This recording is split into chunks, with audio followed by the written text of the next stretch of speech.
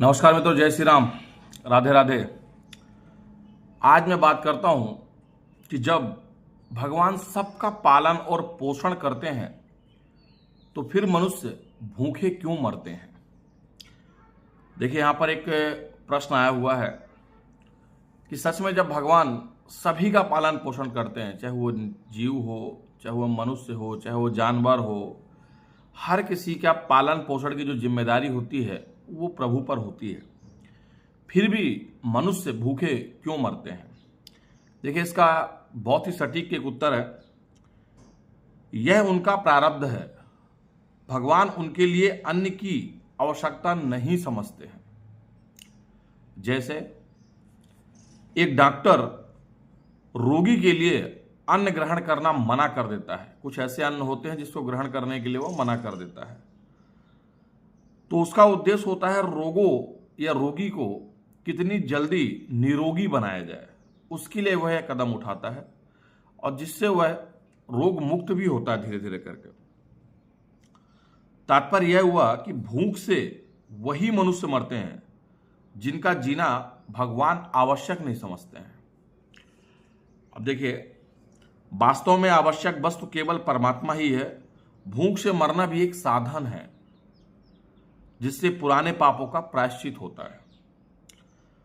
हम अपनी दृष्टि से देखते हैं कि भगवान को ऐसा करना चाहिए, ऐसा नहीं, पर भगवान हमसे ज्यादा जानते हैं और ज्यादा दयालु हैं और हमसे ज्यादा सामर्थ्य है।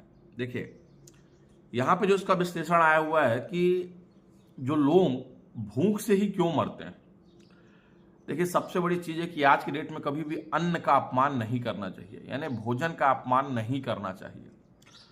परंतु आज के समय में लोग अधिक से अधिक भोजन का अपमान करते हैं। देखिए, यदि आपको ऐसा लगता है कि भैया आप आधी रोटी ही खा सकते हैं तो आधी रोटी ही खाइए, परंतु नहीं।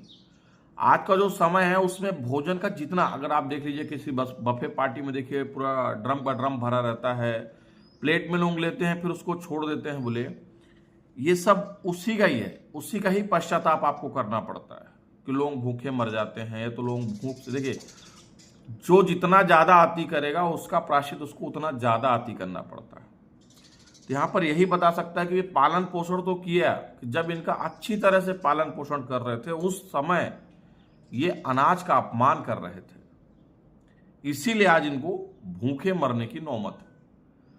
तो यानी अगर आप किसी भी प्रकार का, कैसा भी टाइप का, यदि आप खाना खा रहे हैं या किसी पार्टी में जा रहे हैं या तो किसी जगह जा रहे हैं, वहां भूल कर भी अन्न का अपमान ना करें। तो ये क्या होता है कि अन्न ऐसी चीज है जो आपकी भूख की प्यास को बुझाता है, उसके बगैर ना आप चल सकते हैं ना कुछ कर सकते हैं।